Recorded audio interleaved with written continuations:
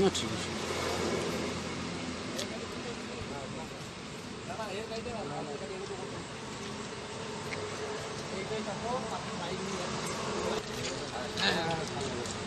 এই গাড়িটা কাছে বাইরে গাড়ি।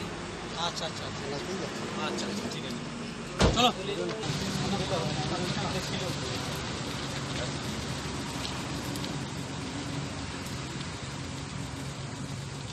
কালুনামুল্লাহ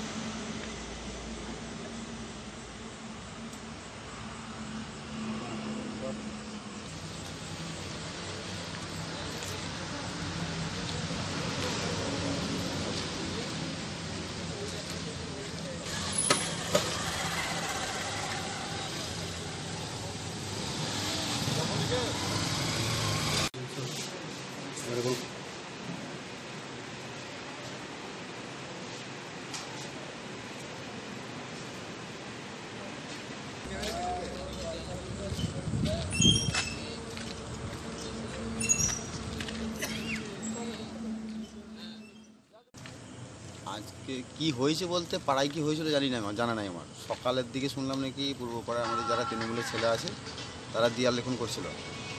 যে দেয়াল লেখন করার পর মানে ভালোই লোকজন বেরিয়ে আর কি দেয়াল লেখন করেছে। তারপর কোনো ঝামেলা কিছু নাই। দুপুরের পর আমি কুরসা আসছিলাম আমার গাড়ির কাজ। যখন আসছি উত্তরপাড়াতে সে চায়ের দোকান আছে ওইখানেতে দেখছি আমাদের যারা তৃণমূলের পূর্বপাড়া আছে উজ্জ্বল, রাজেশ, মাঝপাড়া থেকে বাবলু ভাই, মুখারম, যে তারা সব বসে আছে। বিধান বসে আছে। আমি পেরিয়ে যাচ্ছি, আমাকে দাঁড় করালো। কোথায় যাবে না পুরসে যাবে একবার দিয়ে ওরা বলে চা খাও বলে ওখানে দাঁড়িয়ে রয়েছি আমরা। মানে চায়ের কাপে 2 চুমুক চা নিয়েছি। হঠাৎ করে 15-20 জন মিলে এলো। এসে তাদের হাতে মানে লাঠিও আছে, রডও আছে। দুমদাম এসে বেরোতে আরম্ভ করলো। ওই জামাল বলে একটা ছেলে, সে এসে পিস্তল লাগালো।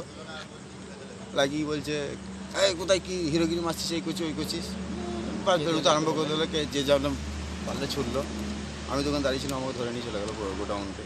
এই তো ব্যাপার। যারা ধরে নিয়ে গেল তারা কারা? সিপিএম। রেকর্ড আছে আমার কাছে, মিছিলে ঘুরেছে।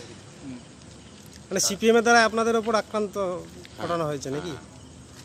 কি হয়েছে আপনারা, মানে আঘাত কোথায় লেগেছে? আঘাত দেখতে পাচ্ছেন, ক্যামেরায় বুঝবে। আপনার নাম? আমার নাম শেখুদ্দিন। সকালে পূর্বপাড়ায় আমাদের সংগঠনের নেতৃত্ব দিয়ে আমি নিজে দাঁড়িয়ে থেকে তৃণমূল কংগ্রেসের পক্ষ থেকে দেয়াল লেখনের কাজ চলছিল। সেই অবস্থায় আমরা দেয়াল ফেয়াল লেখে দুপুরের দিকে বাড়ি যাই। বাড়ি থেকে আবার বিকালবেলায় আমরা বাড়ি আসি। গ্রাম স্বাভাবিক ছিল। সন্ধ্যের সময় আমরা বাড়ি থেকে এসে উত্তরপাড়া মসজিদ তলায় কাছে একটা চা দোকান আছে, সেখানে আমি ছিলাম, সে কুতুব ছিল, বাবলু ছিল, রাজেশ চৌধুরী ছিল, বিধান শেখ ছিল। আমরা 5 জন চা দোকানে চা খাচ্ছিলাম। কেউ চা অর্ধেকটা খেয়েছি, কেউ কিছুটা খেয়েছি, কেউ খায়নি। এই অবস্থায় 5 জন চা নিয়ে বসে আছি।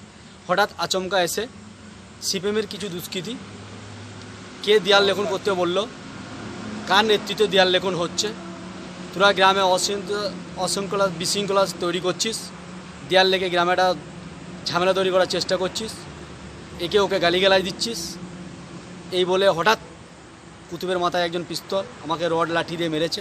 কুতুবকেও মারধর হয়েছে, আমাদের আরও যারা ছিল তাদেরকেও মারধর হয়েছে। আমি তার ছবিও দেখাচ্ছি। আমার হাতে এইমাত্র ট্রিটমেন্ট করলাম পুরসা হসপিটালে।